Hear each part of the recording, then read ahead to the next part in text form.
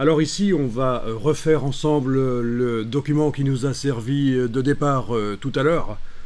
On va le refaire vraiment de zéro, pas à pas. Donc, on y va, nouveau document, et on va prendre ce qui arrive là. Ceci dit, c'est assez trompeur ce qu'on voit là. Format de page A4. On a l'impression que InDesign, c'est pour faire des documents à imprimer.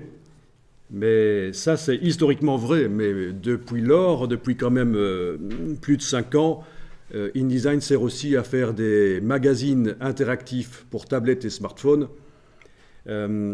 Ça peut servir à faire, dans une certaine mesure, des pages HTML.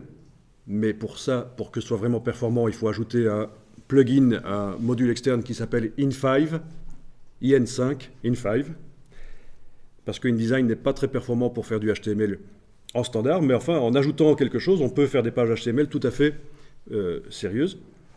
On peut faire évidemment des livres interactifs, des e-books. Donc ça ne sert pas qu'à faire de l'impression InDesign, dites-le vous. Des PDF interactifs également. Ok. Alors, dans la boîte ici, nouveau document, je vous propose de laisser cocher page en vis-à-vis, oui c'est bien. Laissez ça cocher. Et on va prendre les options là qui sont là dans un premier temps. Voyez? Mode, impression, web, mobile. La différence, c'est que ça va vous, notamment si vous choisissez web ou mobile, ça va vous mettre des mesures en pixels au lieu de centimètres. Mais ne choisissez pas ça, gardez ça comme ça. Voilà. Ok, une page A4 que je vais enregistrer directement sur le disque dur. Fichier enregistré sous. Bon, je vais enregistrer ça sur le bureau. Voilà. Je vais en profiter dans la boîte ici pour créer un nouveau dossier. Alors il est possible que vous ayez une boîte qui ressemble à ça. Il faut évidemment ne pas utiliser la boîte d'enregistrement comme ça. Il faut la déployer avec la petite icône ici. Ce sera mieux. Donc sur le bureau,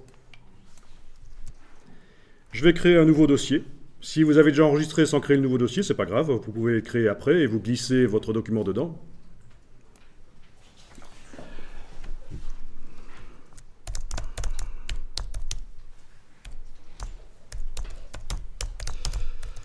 Bon, donnez le nom que vous voulez au dossier. Moi, je vais l'appeler ici Premier Doc Automatisation, parce qu'en fait, on va voir un peu comment on peut automatiser InDesign pour, dans le cas où on a une publication à faire de manière régulière, mais le texte et les images changent, comment est-ce que je peux rapidement faire la mise à jour? Un peu à la manière d'un site web.